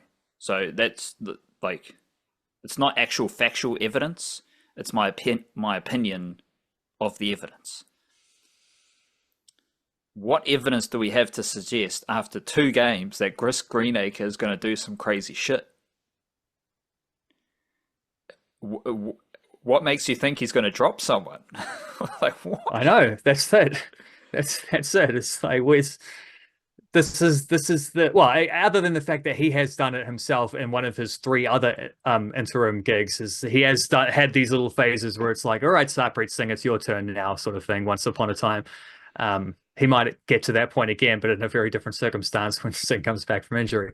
But like, yeah, where's the clues here? What do we read? Like, where are we supposed to take any kind of encouragement from this team at the moment, where it's like the interim's job seems to be just to do what the previous coach was doing, exactly the same, but say some nice stuff in press conferences about restoring pride in the badge and all this. It's like, I don't know that the effort and the application was really the problem outside of those derby games. The problem was that Carlo Armiento doesn't track back defensively and should be playing as a winger, not as a wing back, and et cetera, the defensive mistakes at the back, and maybe this backline doesn't have the pace to play a high line. Okay, they're not playing as high now as they used to be, but then maybe if you're not going to do that, you shouldn't be doing the back 3 at all. Like, if you're not going to play the way in which this was designed, all you're doing is compromising the team, really. And I think there's a lot of that. There's like a lot of half measures so far, and no actual, like, let's do something distinctive and change something, which is also kind of why I feel like, because I fully understand the distinction, or like with the lack of a distinction between, like, the Chiefy, he resigned, but the impression we're given is that he would have been sacked, and I just can't quite get over that line to believing that he would have been sacked. Because likewise, what have we seen definitive about the Wellington Phoenix boardroom, or, you know, the people who make those decisions, to let us think that even though it's nice for Sean Gill to be able to, you know, to front up afterwards and be like, yeah, the position had become untenable. It's like, yeah, but would you have sacked him? Because you've just hired a guy to do exactly the same. You're not exactly imposing, like, we need massive change here. It's never really been it's to their credit sometimes as well. Like, it is a nurturing club. They are trying to be like a safer space for players to be developed, younger players from their 20s team through into the A-League, blah, blah, blah, all that stuff. They're not a ruthless team. They don't make ruthless decisions. And I just can't quite get over that line of believing, like, just because they implied that he would have been sacked if he hadn't resigned, that he actually would have been. I'm not sure that that is the case. But that's part of everything that happened, because I like that press conference from Gil. Like, Greenacre was saying the right stuff. Like, everything since then makes that moment look insane. And by that moment, I mean that period of 24 hours where you get press conferences, you get the information, and it looks like, oh, yeah, it's a bit of a crazy situation, but I understand it. I'm pretty positive about it. Everything since then has been ridiculous. So I don't know, like, I don't know where we go with the Phoenix, because you said, like, maybe they don't want to make the, like, harsh calls and stuff like that. They're a bit more caring and nurturing. I don't know if they want to make good calls. I don't know if they want to make wise decisions. It just seems so strange what is happening there. And because if where are they now? Second to last. Yeah, they've climbed a spot. Okay, so let's say they finish the season. They're 1 point ahead of the Wanderers. So they've still got a chance of the top 6. They've also got a chance of being the Wooden Spooners. Right, so let's say they finish the season as Wooden Spooners, which would involve worse football under Chris Greenacre than they had with Chiefy. What are you doing then? Like, you've got to go even deeper. It might be a good thing, as you're talking about. It might force some sort of drastic action, a bigger rebuild, a bigger review of what is happening for the Wellington Phoenix men's team. They might just become a women's club. Who knows? But like, there's a lot of people, like, and this is the top 6 thing. There's a lot of people who have that positive twist, and shout out to them, because positivity, love, light, peace, and prosperity to all. The Wellington Phoenix may make the top 6. They might also just keep sucking, and both are very realistic. No, wait, one is more realistic than the other. So all both the are people, possible, but one's more realistic. Yeah. People talking about top 6, they're not talking wooden spoon, even though one is more realistic than the other. It's kind of weird, and all of that is like the backdrop to what we've seen over the past few weeks, where he's selecting the same players, he's selecting the same shape, he's playing the same football, they're getting the same results after the shake-up. Yeah. Yeah, it screams like directionless, right? It's like you're sitting in a canoe, you've snapped your paddle. Or maybe Chiefy had the paddle and he's resigned, so he's gone and taken the paddle with him. And you're just sitting there in the canoe and it's just drifting downstream, It's like, you're not taking control of your destiny or anything like this if you're just gonna not make changes or not do it. It doesn't even have to be changes, just it needs to be definitive, like lock in what you're doing. And it just doesn't feel like any of that's really happened. And I get that it was maybe an unexpected thing, but if you felt the position was untenable after the derby, then maybe it shouldn't have been unexpected. Like, you had a review about whether or not to bring back this coach for this season in between last season and this one in the first place, so you at least were considering it. Like, you can't be caught that off guard by these things. You need to have some kind of I don't know, some kind of that foundation we're talking about the Warriors having, versus like there's just Auckland FC, and it's not really fair to continually compare the two Kiwi teams every time. Or maybe it is fair, but it's not nice. Yeah, I guess it actually probably is the fairest thing to compare them to. It's just harsh because it's always comes out in Auckland FC's favor. But like, they do feel like a club where if Steve Corica left, it wouldn't be for football reasons, but if he left, I think we would see a team that could continue to be fairly successful. If they lose some players, they will be able to replace those players. It feels like there's a wider plan or direction in place for them. Through, it's not about specifics, it's just like whatever little shakeup might happen, I think they could handle something like that. Whereas the Phoenix have had a shakeup and have not have like just responded to it like a possum crossing the street who sees a car coming and just stands there and looks at it. You know, it's you're not doing anything. You're not getting out of the way of danger. It's like you're not taking control of the situation in any way. You're just kind of lost, and they don't have to be at this point. Like you might as well try something. And we haven't seen that yet through 2 weeks of Chris Greenacre. I would actually argue that it has been slightly worse because at least they were scoring goals under Chiefy. They have improved defensively a bit, but also they're not even creating many chances anymore. And that much is I'm kind of feeling like the drop off in attack outweighs the slight improve in defense because it's not like they've kept a clean sheet in either of these two games either, right? So that is frisky. That is not particularly encouraging, and maybe is also putting to bed the idea that people had at first with Chris Greenacre. It's like, well, it's his fourth time as an interim. He's due an opportunity to be the first team coach. Well, I think we're seeing what the first team coach version of him looks like, and that's not really the guy you want to re-sign, I don't think. It's also maybe he's just a good interim coach. Yeah, they are different roles. You might be good at one thing, but not the other. You know, that's fine. He was a good interim coach because I haven't seen anything to suggest he is Mr. Interim. Well, I've seen everything to suggest he is Mr. Interim. It's just he hasn't been a good interim coach. He's just going to not become a head coach and stay as an interim coach. You're the possum in the headlights to get back to the hyper focus on the derby. They're the possum and Auckland FC's the car with the headlights. And then you go to your canoe thing. Obviously, prefer a yak, but of course, sure. It's like if Wellington Phoenix, they're on the kayak, and Auckland FC are buzzing by on the jet ski. Not only, yeah, right. Not only do they cause all the ripples, not ripples, but like the wake and the shake up the kayak and a bit of instability. They also jack the paddle. They take the paddle with them. So now Wellington Phoenix are just sitting in a kayak. They got no paddle. They're just like, oh, this is us.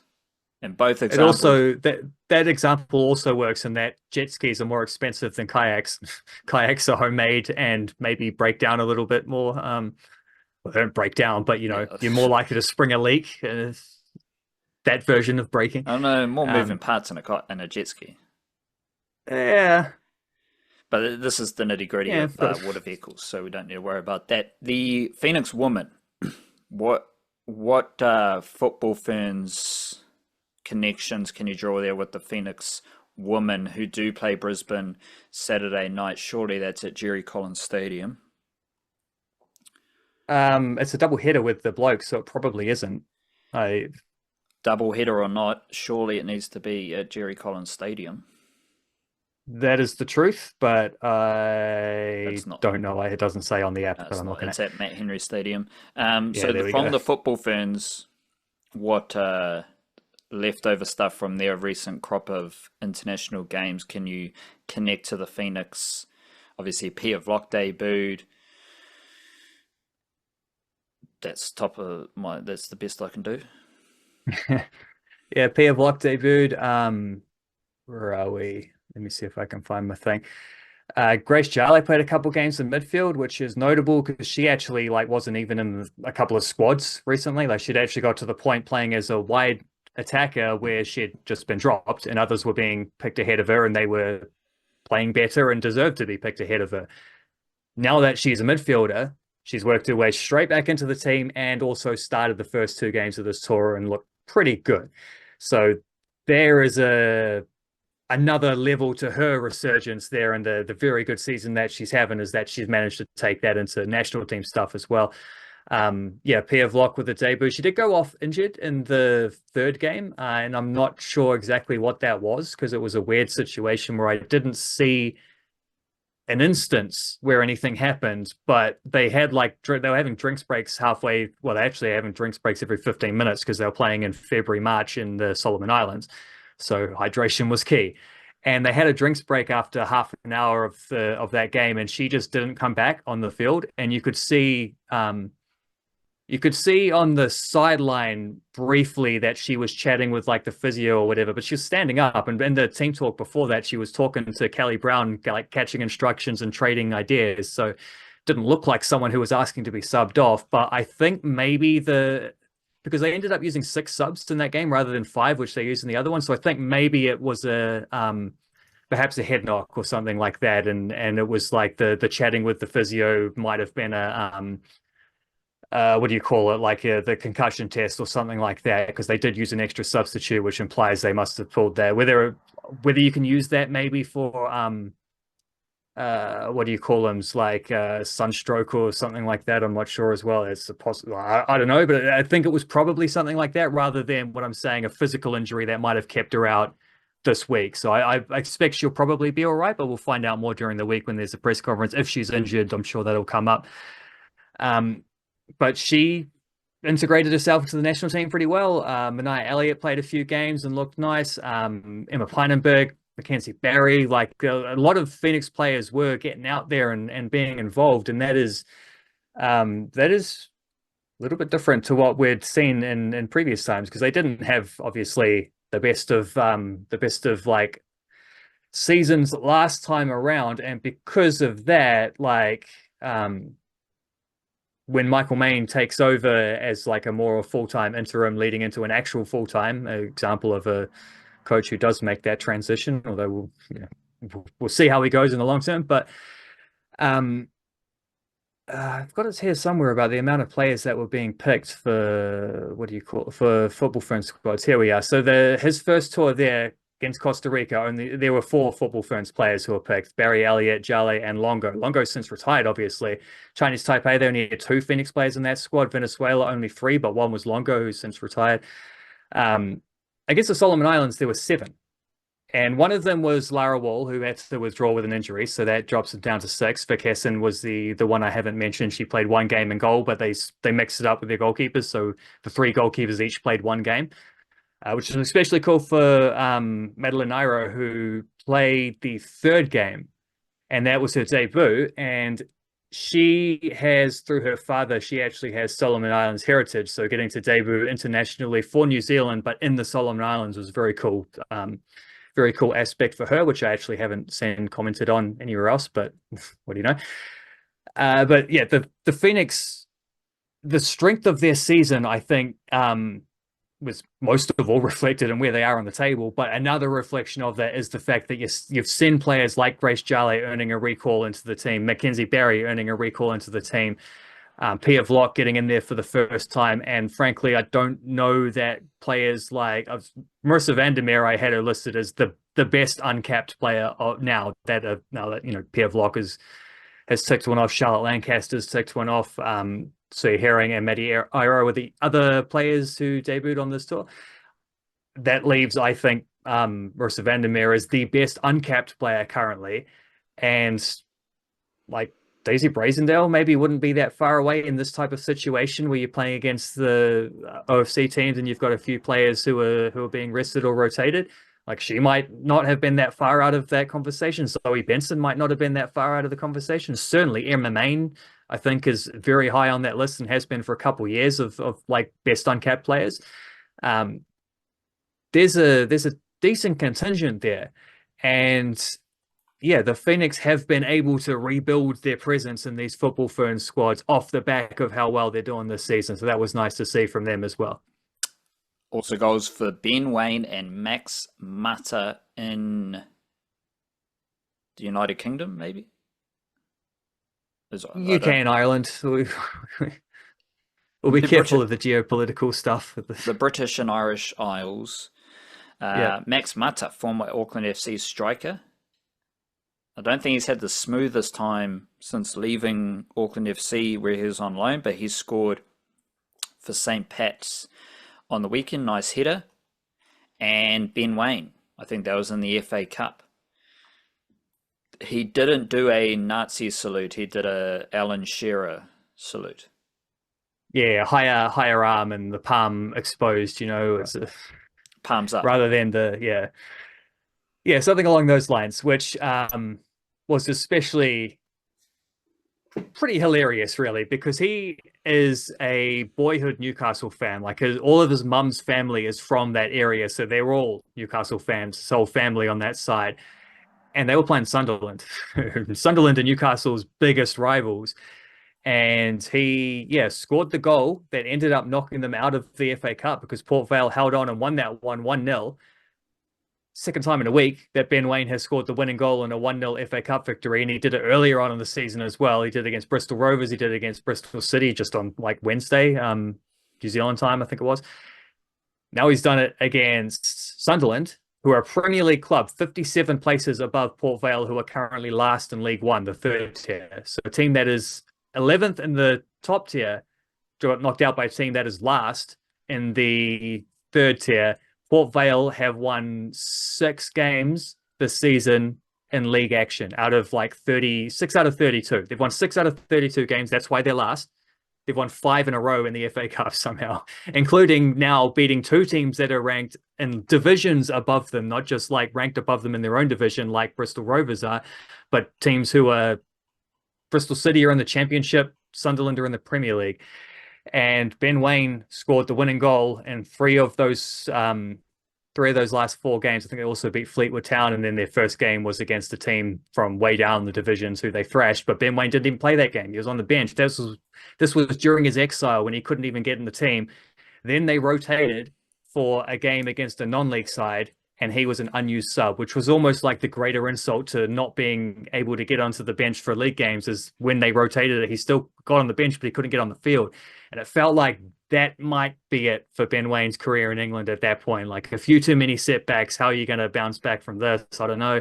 Perhaps you need to start thinking about, you might need to start thinking along the lines of Bill Tuiloma and being like, Wellington Phoenix or A-League or something seems like a decent option for 6 months leading up to the World Cup. Sapri Singh as well done the same thing, right? Then he just kind of sticks around, gets a few cup games later on in the season, finally gets an opportunity after working very hard and not complaining and just, doing everything he can to impress the coach, scores some goals in some of these cup games, stays in for the league. That coach gets sacked. Another one comes in who likes him better and he plays even more and he's scoring goals again. And it's just everything is flipped around for him. And now he seems like such an important player for Port Vale. And he's just had an incredible week. And a Newcastle fan scoring the winning goal against Sunderland and pulling out the Alan Shearer celebration is like the icing on the cake. That is probably the highlight of his career to this point. And if there's any doubt about, and there was some doubt about whether he deserved to be in an all-white squad for the World Cup back when he wasn't even able to get onto the bench for the worst team in League One, now he looks like one of their best players and he's playing big minutes and consecutive cup games, and he scored an extra time winner in one, and 5 days later he scored against a Premier League team to take them through to the quarterfinals, the first time for 72 years that Port Vale have made the quarterfinals. Ben Waine did that for them, and there's no doubt whatsoever he'll be at the World Cup now off the back of that. And considering that the only team lower than the Wellington Phoenix this season in the A-League is the team that Costa Barbarouses signed with. He left the Phoenix to sign with Western Sydney, and now they're the team below the Phoenix. Costa had a little bit of an edge on Ben Waine as the backup to Chris Wood. Whenever Chris Wood wasn't available or couldn't start and could only play off the bench, it's usually been Costa and then Waine in that order.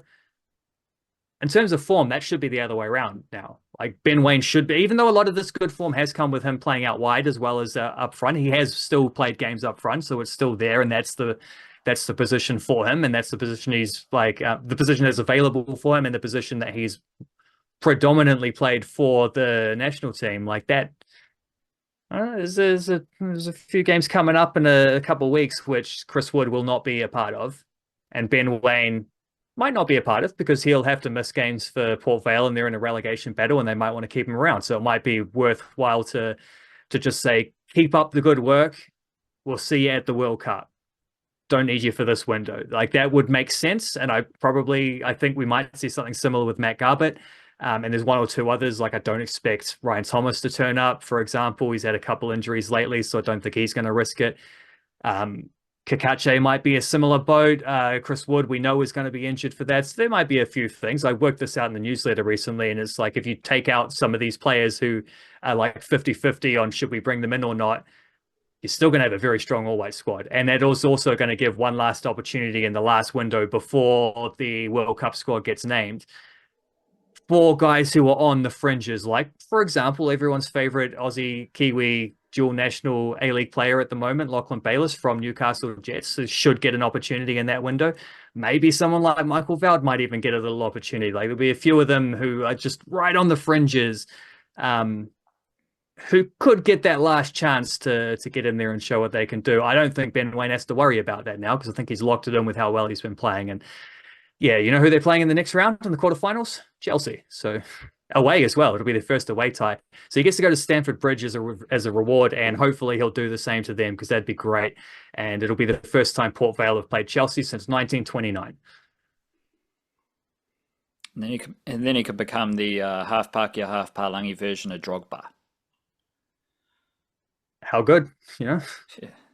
The fact that you didn't shut me down there is very positive. So hopefully we see Ben Waine turn into Drogba, and that is our podcast for today. So big up everyone. Appreciate your eyeballs and eardrums. Onwards and upwards. Kia kaha, stay beautiful. Chur chur.